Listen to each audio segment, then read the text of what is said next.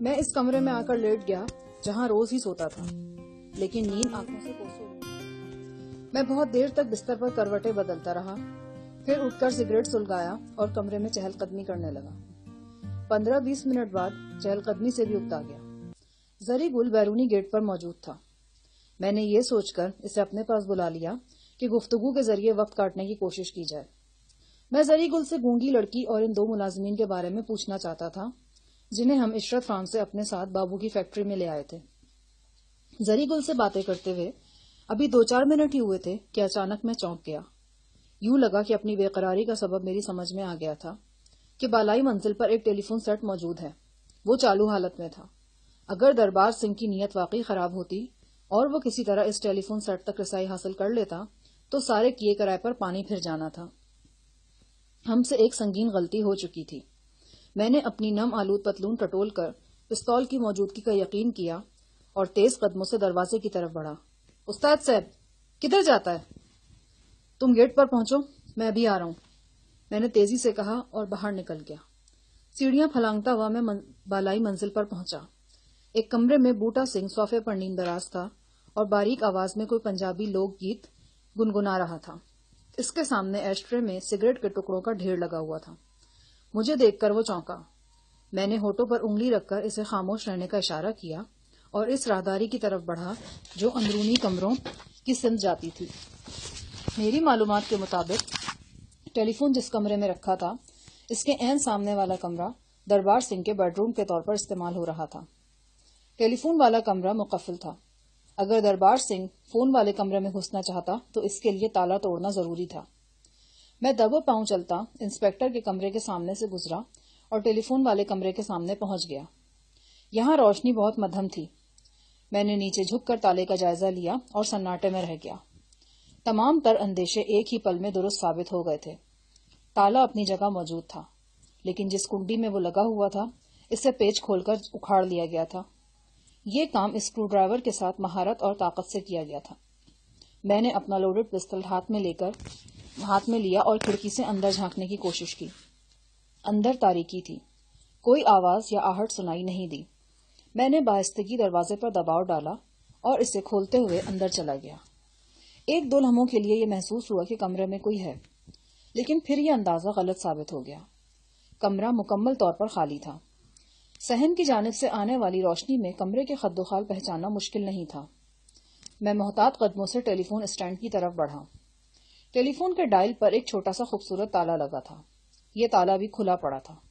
اسے چابی سے نہیں کھولا گیا تھا، کیونکہ تالے کا میکینزم اس طرح کا تھا کہ تالا کھلنے کے بعد چابی اس میں سے نہیں نکل سکتی۔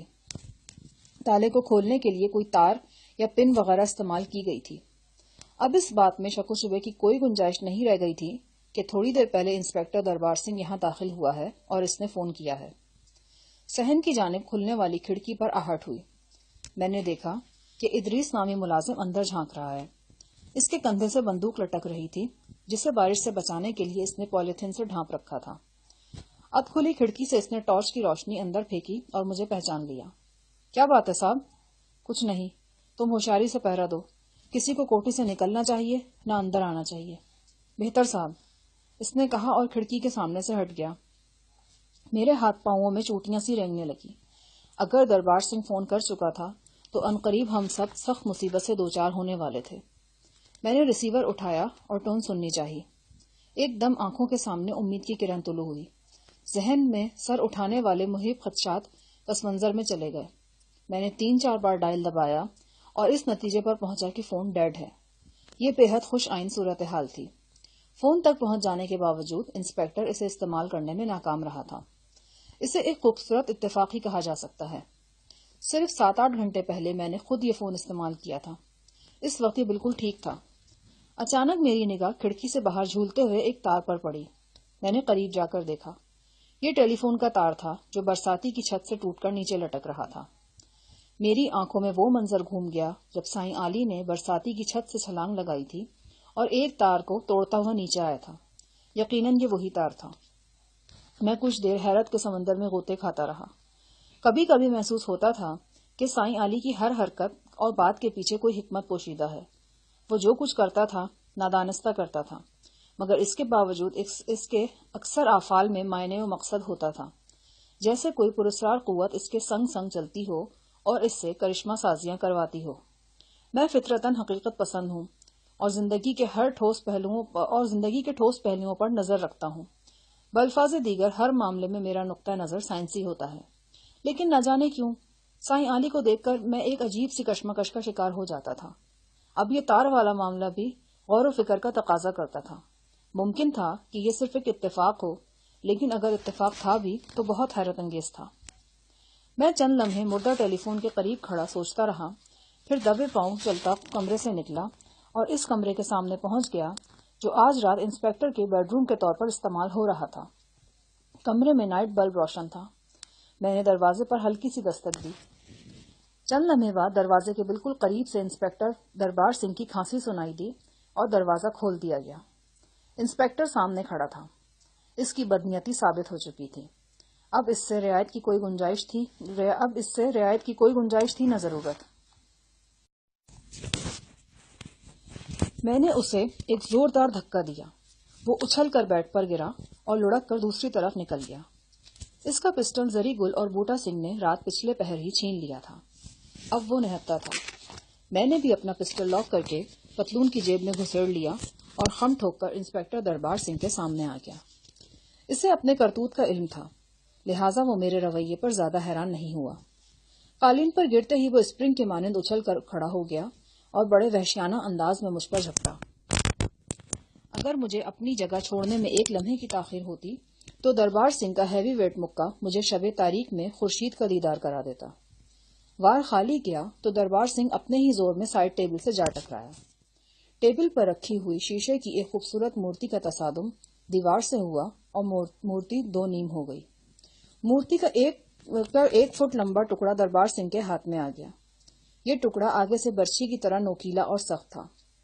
بے حد جنونی انداز میں دربار سنگھ نے اس برچھی سے مجھ پر وار کیا۔ میں نے وار 2 مرتبہ بچایا اور تیسرا وار ایک تکیے پر روک کر دربار سنگھ کو پیچھے دھکیل دیا۔ وہ گرا، لیکن مورتی کا خطرناک ٹکڑا بدستور اس کے ہاتھ میں رہا۔ بیلجیم کی بنی ہوئی یہ حسین مورتی میں نے اس کمرے میں 2-3 دفعہ دیکھی تھی۔ ایک ہندوستانی دوشیزہ کو مجسم کیا گیا تھا۔ وہ نہایت مہین لباس پہنے کولے پر پانی کا گھڑا ٹکائے کھڑی تھی۔ مجسمہ ساز نے بڑی بے باکی سے اس کے جسمانی نشیب و فراز کو قیامت بنا دیا تھا۔ ایسے سراپا کو شاید لوگ قاتل کہتے ہیں۔ اس وقت یہ سراپا میرے لیے حقیقی معنوں میں قاتل بنا ہوا تھا۔ اس بلوری برچھی کی ایک جچی تلی ضرب کسی بھی شخص کو موت کے گھاٹ اتار سکتی تھی۔ قالین پر گرتے ہی دربار سنگھ نے پھرتی سے کروٹ لی اور اٹھ کھڑا ہوا۔ میں اس لمحے کی قدر و قیمت کو سمجھتا تھا۔ 2 قدم بھاگ کر میں نے جست کی اور ڈبل بیڈ کے اوپر سے ہوتا ہوا یوں انسپیکٹر پر گرا جیسے پیراک سوئمنگ پول میں گرتا ہے۔ دربار سنگھ اٹھتا اٹھتا پھر قالین بوس ہو گیا۔ میرے وزن اور مومنٹم نے اسے اچھا خاصا نقصان پہنچایا۔ اس کا سر بیڈ کے کنارے سے ٹکرایا اور اس کے جوڑے میں سرخ پھول کھل گیا۔ دربار سنگھ کے ہونٹوں سے مغزات کا طوفان امنڈ رہا تھا۔ میرے نیچے دبا ہونے کے باوجود وہ اندھا دھند مزاحمت کرنے لگا۔ میں نے سب سے پہلے اس کے ہاتھ سے مورتی کا ٹکڑا چھڑوایا، پھر گھونسوں اور ٹھوکروں پر رکھ لیا۔ شور و غل نے کوٹھی کے سارے مکینوں کو اس کمرے میں کھینچ لیا اور اب وہ انسپیکٹر دربار سنگھ کی درگت بنتے دیکھ رہے تھے۔ انسپیکٹر ایک خطرناک مد مقابل تھا۔ مجھے اس کے پہلے ہی وار سے احساس ہو گیا تھا کہ اگر میں نے اسے ذرا سی بھی مہلت دی تو کھیل بگڑ جائے گا۔ میں نے پہلی فرصت میں اسے ناک آؤٹ کیا اور زری گل کے ساتھ مل کر اس کے ہاتھ پشت پر باندھ دیے۔ ہاتھ باندھنے کے لیے وہ پگڑی استعمال کی گئی جس میں زری گل اپنا رخ روشن چھپا کر یہاں پہنچا تھا۔ انسپیکٹر دربار سنگھ کا منہ ایک گٹر کا دہانہ تھا جس میں سے غلاظت گالیوں کی شکل میں ابل رہی تھی۔ وہ ہم سب کو خوفناک نتائج کی دھمکیاں بھی دے رہا تھا۔ پہلے سفیر احمد کو للکارتا رہا کہ اس نے دوست ہو کر اس سے دھوکہ کیا ہے، پھر مجھ سے مخاطب ہو کر بولا، تو بڑا استاد بنا پھرتا ہے، ہمارے لیے تو کل کا بچہ ہے تو، تیری ساری استادی ناک کے راستے نہ نکالتی تو اپنے باپ کا نہیں، پتہ نہیں تیرا واسطہ اب تک کن پولیس والوں سے پڑتا رہا ہے۔ میں بھاگنے والا ہجڑا تھانے دار نہیں ہوں، ٹانگیں چیر کر پھینک دینے والا تھانے دار ہوں۔ ہم لوگ 3 نسلوں سے پولیس میں ہیں اور تیرے جیسے گھمنڈیوں سے اپنے جوتے چٹوا رہے ہیں۔ انسپیکٹر دربار سنگھ کی ہیجیانی بھڑکوں کا مجھ پر کیا اثر ہونا تھا؟ ایسی بہت سی بھڑکیں سنی تھی میں نے۔ پنچھی جب پنجرے میں آتا ہے تو کچھ دیر بہت پھڑپڑاتا ہے، چوں چرا کرتا ہے، پھر نڈھال ہو جاتا ہے اور سر ڈال کر بیٹھ جاتا ہے۔ میں جانتا تھا کہ دربار سنگھ کے ساتھ بھی یہی کچھ ہونے والا ہے. وہ خود بھی جانتا تھا کہ اس کی اصلیت ظاہر ہو گئی ہے اور وہ بری طرح پھنس گیا ہے. یہ شور و غل جو وہ مچا رہا تھا شور و غل نہیں تھا، وہ ماتم تھا اس کی بدبختی کا جو اس سیاہ شب کے بطن سے اس کے لیے پھوٹی تھی اور امر بیل کی طرح اس سے لپٹ گئی تھی. صبح کے 3 بجنے والے تھے. دربار سنگھ کی گالیاں سن کر مجھ پر عجب سی وحشت طاری ہو چکی تھی. میں نے زری گل اور ملازم ادریس کے سوا سب کو کمرے سے نکال دیا. ہم نے دربار سنگھ پر صرف آدھا گھنٹہ صرف کیا. یہ بہت تھوڑا وقت تھا لیکن بہت دل جمعی اور توجہ سے لگایا گیا تھا. اس آدھے گھنٹے کے اندر اندر دربار سنگھ کے رگ و پے میں 3 نسلوں سے بسی ہوئی ساری اکڑفوں پانی کی طرح بہہ گئی. مسلسل غلاظت اگلنے والا گٹر بند ہو گیا اور اس کی شعلہ فشاں آنکھوں میں خوف و ہراس کے سوا کچھ باقی نہ رہا. اس کایا پلٹ کی قیمت صرف 2.5 انگلیاں تھی، 1.5 بائیں ہاتھ کی، 1 دائیں ہاتھ کی. یہ انسپیکٹر دربار سنگھ کی انگلیاں تھیں جو میں نے اسے اوندھا لٹا کر بوٹا سنگھ کی تیز دھار کی کرپان سے کاٹی تھی. دوسروں پر تشدد کی انتہا کرنے والا اور انہیں 3rd ڈگری کی چکی میں پیسنے والا جب خود اذیت کے شکنجے میں کسا گیا تھا تو تھوڑی ہی دیر میں ریزہ ریزہ ہو گیا. انسان لاکھ حساس اور زود و فہم ہو لیکن کسی کی کیفیت کا صحیح ادراک اس وقت تک نہیں ہو پاتا جب تک وہ کیفیت خود پر نہ گزرے. دربار سنگھ کو بھی آج احساس ہوا تھا کہ اذیت کسے کہتے ہیں اور اس کی بلند و بالا لہروں کے سامنے 3 نسل پرانا پولیسیا کس طرح گھٹنے ٹیک دیتا ہے. دربار سنگھ کے ہاتھوں سے بہتا خون روکنے کے لیے بوٹا سنگھ کی پگڑی استعمال کی گئی تھی. پھر اسی پگڑی کی پٹیاں پھاڑ کر اس کی انگلیوں پر باندھ دی گئی تھیں. اب دربار سنگھ کے دونوں ہاتھ بڑی پٹیوں کے ذریعے گردن میں جھول رہے تھے اور وہ تھر تھر کانپے جا رہے تھے. اس کا رنگ سرسوں کی طرح زرد تھا. وہ ٹانگیں پھیلائے خون آلود قالین پر بیٹھا تھا اور دیوار سے ٹیک لگا رکھی تھی. میں نے کرسی اس کے قریب کھسکاتے ہوئے کہا، وہ پیچکس کہاں ہے جس سے تم نے کنڈی اکھاڑی؟ اس نے آنکھوں سے اس تکیے کی طرف اشارہ کیا جس پر 1 گھنٹہ پہلے میں نے دربار سنگھ کا ایک جان لیوا وار روکا تھا. وہ پھٹا ہوا تکیہ اب بیرونی دروازے کے پاس پڑا تھا. میرے اشارے پر زری گل آگے بڑھا اور اس نے تکیے کے غلاف میں سے پیچکس نکال لیا. ٹیلی فون کا تار کیسے کھولا؟ تالا کیسے کھولا؟ کمرے کے اندر ہی لوہے کا تار مل گیا تھا، دربار سنگھ نے کہا. پچھلے آدھے گھنٹے میں اس نے جو چیخو پکار کی تھی اس کے سبب اس کی آواز بدل گئی تھی اور بالکل ہی بیٹھ گئی تھی. تم کہتے ہو کہ فون ڈیڈ تھا، پھر تمہیں تالا کھولنے کی ضرورت کیوں پیش آئی؟ مجھے بعد میں پتا چلا تھا کہ فون ڈیڈ ہے. ہاں یہ بات تو سمجھ میں آتی ہے. ہمارا خیال ہے کہ وہ 12 بجے کے لگ بھگ کا وقت تھا اور 12 بجے تو ایسے ہی کام ہو سکتے ہیں، زری گل بولا. میں نے خون آلود کرپان دربار سنگھ کے ہی رومال سے صاف کرتے ہوئے کہا، ابھی تم نے اعتراف کیا ہے کہ تم یہ فون تھانے میں نہیں بلکہ اپنے دوست گنپت کو کر رہے تھے. اسے یہاں بلانے کا مقصد کیا تھا؟ دربار سنگھ نے کرپان سے نظریں چراتے ہوئے کہا، میں تمہیں ذاتی تحویل میں رکھنا چاہتا تھا، لہٰذا میں نے سوچا کہ تم لوگوں کو عملے کی مدد سے گرفتار نہ کروں. ذاتی تحویل میں رکھ کر تم کیا کرتے؟ تم سے ٹرک کے بارے میں پوچھ گچھ کرتا اور کوشش کرتا تاکہ تم لوگ میرے ساتھ مل کر ٹرک تلاش کرو. تمہارے ساتھ مل کر تو ہم کر رہے تھے اور رات پچھلے پہر بھی یہی بات ہوئی تھی، لیکن مجھے وشواس نہیں تھا. میرا وچار تھا کہ مجھ سے دھوکا ہوگا، وہ کراہتے ہوئے بولا. میں نے 2 سگریٹ سلگا کر ایک اس کے ہونٹوں سے لگایا اور کہا، تم نے اعتراف کیا ہے کہ ٹرک کے حوالے سے تمہارے پاس کچھ ایسی معلومات ہیں جن کا ذکر تم نے اپنی تفتیشی رپورٹ میں کہیں نہیں کیا.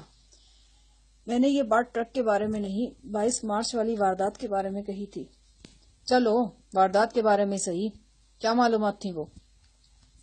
میں اپنے من میں کوئی بھی کھوٹ لائے بغیر تمہیں وہ معلومات دینے کو تیار ہوں اور یہ وشواس بھی دلاتا ہوں کہ جو جانکاری میں دوں گا وہ تمہارے لیے فائدہ مند ثابت ہوگی.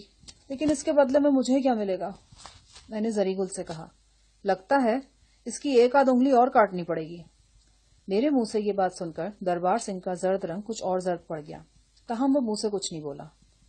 دربار سنگھ، تو اس وقت کوئی شرط نہ رکھ ورنہ میرا دماغ پھر الٹ جائے گا. تیرے لیے سودے بازی کا وقت گزر چکا ہے خوچے. اب جو ہمارا استاد صاحب پوچھتا ہے وہ چپ چاپ بتاتا جا. چل سا بس، اللہ تجھے حج کرائے گا. دربار سنگھ نے خشک ہونٹوں پر زبان پھیری، پہلو بدل کر بولا، میں اپنی جان چھڑانے کے لیے تمہیں غلط سلط بھی بتا سکتا ہوں، لیکن میں چاہتا ہوں کہ اس کی بات ادھوری رہ گئی. میرا بھرپور تھپڑ اس کے گال پر پڑا اور رخسار پر پنجاب کا نقشہ بن گیا. تو غلط بتا کر تو دیکھ، الٹا لٹکا کر مومیائی نہ نکال دوں تو کہنا. تو 3 نسلوں سے تھانے دار ہے نا، تو میں نے بھی بڑی بڑی ٹیڑھی نسل کے کتوں کی دم سیدھی کی ہے۔ ایک جھٹکے کے ساتھ میں نے اس کے دائیں ہاتھ سے پٹی اتار پھینکی۔ اس کے حلق سے چیخ نکل گئی اور کٹی ہوئی انگلی کے نصف انچ لمبے ٹونڈ سے گاڑھا خون بہنے لگا۔ دربار سنگھ نے بے ساختہ اپنا ہاتھ عقب میں چھپانے کی کوشش کی۔ اس کے چہرے کی زردی اب انتہا کو چھو رہی تھی۔ کسی ایسے مردے کا چہرہ تھا جس کا سارا لہو اس کے زخموں کے راستے بہہ گیا ہو۔ میں نے کرپان سنبھالی اور زریں گل سے کہا، زریں، ذرا بچھاؤ اس پاٹے خان کو قالین پر۔ اس جملے میں ایک ذلت آمیز گالی بھی شامل تھی۔ ایک لمحے کے لیے ایسا لگا کہ دربار سنگھ اپنی رہی سہی ہمت جمع کر کے مجھ پہ ٹوٹ پڑے گا، لیکن پھر اس کی آنکھوں میں بھڑکنے والی چنگاری شعلہ بنے بغیر بجھ گئی۔ کیا پوچھنا چاہتے ہو تم؟ وہی جو تمہیں 22 مارچ والی واردات کے حوالے سے معلوم ہے۔ لیکن میری ایک بات یاد رکھو، کاٹ کے الو نہیں ہیں ہم۔ جو کچھ تمہاری کتی زبان سے ادا ہوگا ہم اس کی پوری تصدیق کریں گے۔ اس کے بعد ہی تمہیں رہا کرنے یا نہ کرنے کے بارے میں سوچا جائے گا۔ دربار سنگھ نے راہ راست پر آنے میں 3-4 منٹ مزید صرف کیے۔ آخر وہ بات اس کی زبان پر آ گئی جسے وہ نہ جانے کب سے چھپائے پھرتا تھا۔ اس نے جو کچھ بتایا اور میں نے اپنے سوالات کی مدد سے جو کچھ پوچھا، اس کا خلاصہ یہ ہے۔ قریباً 15 روز پہلے فرید کوٹ تھانے کے ایڈریس پر دربار سنگھ کو ایک خط موصول ہوا۔ ڈاک کے ذریعے آنے والا یہ خط ایک گمنام عورت کی طرف سے تھا۔ عورت پڑھی لکھی محسوس ہوتی تھی اور اس نے مناسب الفاظ میں اظہار خیال کیا تھا۔ اپنے خط میں اس نے دعویٰ کیا تھا کہ وہ اس شخص کو جانتی ہے جو اپنے چند ساتھیوں کے ہمراہ 22 مارچ کی شب عشرت فارم میں داخل ہوا اور لوٹ مار کی۔ اس نے لکھا تھا کہ وہ 1-2 روز میں خود پولیس اسٹیشن آ کر ساری بات بتائے گی، لیکن اس شرط پہ کہ اس کا نام صیغہ راز میں رکھا جائے اور اس سارے معاملے میں مکمل رازداری برتی جائے۔ یہ خط 27 مارچ کو لکھا گیا تھا، لیکن ٹھیک 2 روز بعد اطلاع دینے والی نے نامعلوم وجہ سے اپنا ارادہ تبدیل کر لیا اور دوسرا خط انسپکٹر دربار سنگھ کے نام لکھا تھا۔ اس خط پر بھی فیروز پور کے ایک نواحی ڈاک خانے کی مہر لگی تھی۔ تحریر پہلے خط کی طرح شکستہ تھی اور اندازہ ہوتا تھا کہ لکھنے والی نے اپنی تحریر تبدیل کرنے کی کوشش کی ہے۔ اس خط میں کہا گیا تھا کہ وہ اپنی مجبوریوں کے سبب پولیس اسٹیشن نہیں آ سکتی اور نہ ہی کسی اور طریقے سے دربار سنگھ سے رابطہ قائم کر سکتی ہے۔ اس نے لکھا کہ جس شخص کے متعلق وہ اطلاع دینا چاہتی ہے وہ پیر لنگر شاہ کے میلے میں آئے گا اور میلے کے آخری روز تانگوں کی دوڑ میں شرکت کرے گا۔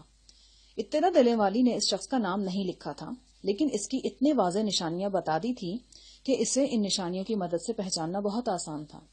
اس نے پورے یقین سے لکھا تھا کہ میلے کے آخری روز وہ شخص سرخ تہبند قمیض اور سنہری واسکٹ میں آئے گا۔ اس کے سر پر ریشمی تاروں والی سرخ پگڑی ہوگی۔ وہ 30-32 سال کا لمبا چوڑا شخص ہے، بال چھوٹے، مونچھیں گھنی اور رنگ سرخ و سفید ہے۔ مزید بتایا گیا کہ اس کے پاس کرپان یا لاٹھی ہوگی، لیکن اس کا اصل اسلحہ وہ موزر ہوگا جو اکثر اس کے لباس میں چھپا رہتا ہے۔ خط کے آخر میں پھر لکھا گیا تھا کہ اس تحریر کو مذاق نہ سمجھا جائے۔ وہ شخص آخری روز میلے میں ضرور آئے گا اور وہی اس واردات کا اصل مجرم ہے۔ ان دونوں خطوط کی موصولی کے بعد دربار سنگھ نے ٹو لگانے کی کوشش کی تھی کہ خط کس نے لکھے ہیں اور کس کے بارے میں، لیکن اسے مکمل ناکامی ہوئی۔ پھر اس نے سوچا کہ ہو سکتا ہے جس شخص کے بارے میں مخبری کی گئی ہو وہ ہر سال تانگوں اور ریڑھوں کی دوڑ میں حصہ لیتا ہو۔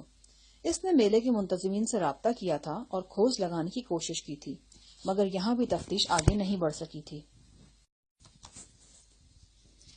یہ میلہ ہر سال اپریل کے شروع میں فرید کوٹ کے ایک نواحی گاؤں لنگروال میں ہوتا تھا۔ مویشیوں کی ایک بڑی منڈی بھی لگتی تھی۔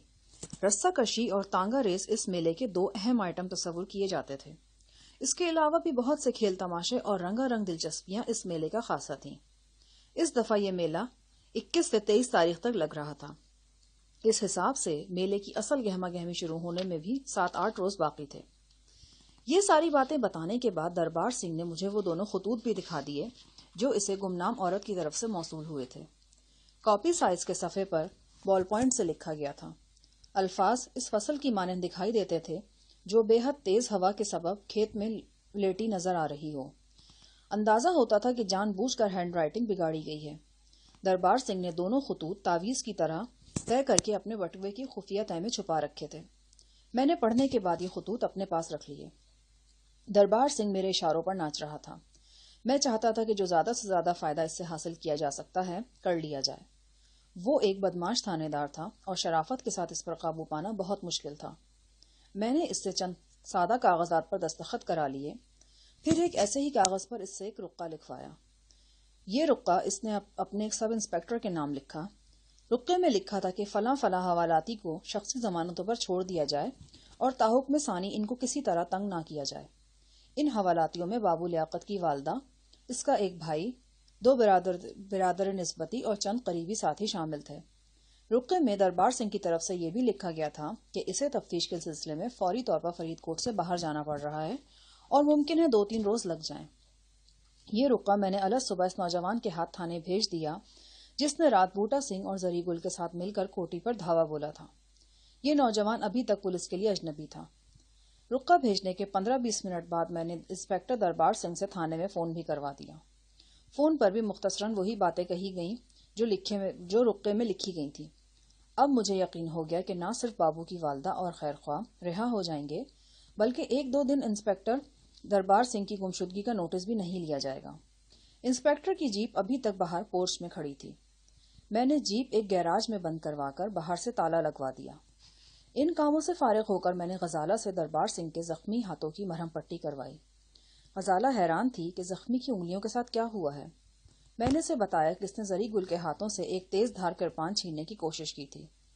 اس جواب سے غزالہ کی تسلی نہیں ہوئی اور وہ بینڈیج کرتے ہوئے گاہے بگاہے مشکوک نظروں سے میری طرف دیکھتی رہی.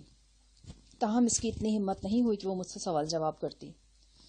سر کی چوٹ کے سبب صبح تک سفیر احمد کا چہرہ سوج چکا تھا اور وہ کچھ متفکر بھی نظر آ رہا تھا. ظاہر ہے فکر اسی بات کی تھی کہ میں نے ایک آن ڈیوٹی پولیس انسپیکٹر کو بری طرح مار پیٹ کر اور زخمی کر مہمان بالجبر بنا لیا تھا. یہ ایک طرح سے مقامی پولیس کے خلاف اعلان جنگ تھا. سفیر احمد نے انسپیکٹر دربار سنگھ کے بارے میں جو کچھ بتایا اس سے پتہ چلتا تھا کہ یہ پوری فیملی پولیس لائن میں ہے. کوئی انسپیکٹر ہے، کوئی ڈی ایس پی. بہت سخت لوگ تھے یہ. ایک بار جس کے پیچھے پڑ جاتے تھے اسے قبر کی دیواروں تک پہنچاتے تھے. مزے کی بات یہ تھی کہ یہ باتیں ایک ایسا شخص کر رہا تھا جس کا اپنا بھائی حاجی بادشاہ پولیس کا ایک معروف اور دبنگ افسر تھا. ناشتے کے بعد میں زری گل اور بوٹا سنگھ کے ساتھ علیحدہ کمرے میں جا بیٹھا. میں پوچھنا چاہتا تھا کہ ان لوگوں کی تفتیش کہاں تک پہنچی ہے. 22 مارچ کو ہونے والی واردات کی اکلوتی گواہ وہ گونگی لڑکی تھی جسے ہم عشرت فارم سے اپنے ساتھ لے آئے تھے. گونگی بہری ہونے کے علاوہ وہ ان پڑھ بھی تھی. ایسے شخص سے کچھ پوچھ لینا کارداد ہوتا ہے. پھر وہ لڑکی تو نیم پاگل بھی ہو رہی تھی. مجھے یاد تھا کہ وہ کیسے گھنی مونچھوں والے کسی بھی شخص کو دیکھ کر روتی چلاتی تھی. میرے پوچھنے پر زری گل نے بتایا، لڑکی کا حالت اب کافی سنبھل گیا ہے. وہ ہمارے ساتھ ہی ڈاک بنگلے کے تہخانے میں رہ رہا ہے. وہ دونوں آدمی بھی ساتھ ہیں جنہیں ہم عشرت فارم سے پکڑ کر لایا تھا. ان میں سے ببر سنگھ کو ایک روز بابو لیاقت نے کافی تپڑ بھی مارا تھا لیکن وہ یہی کہتا رہا کہ اسے واردات کا کچھ نہیں پتا. بابو لیاقت گونگی لڑکی سے بھی پوچھ گچھ کرتا رہا ہے. وہ کبھی کبھی ہاتھوں کے اشاروں اور غوں غاں کی آوازوں سے کچھ سمجھانے کی کوشش کرتا ہے لیکن جلد ہی رونے لگ جاتا ہے. بوٹا سنگھ نے اپنے میلے کچیلے کرتے سے آنکھوں کی گیٹ صاف کرتے ہوئے کہا، بڑی عجیب کڑی ہے جی. کڑی کیا ہے، میرا سراپا ہے.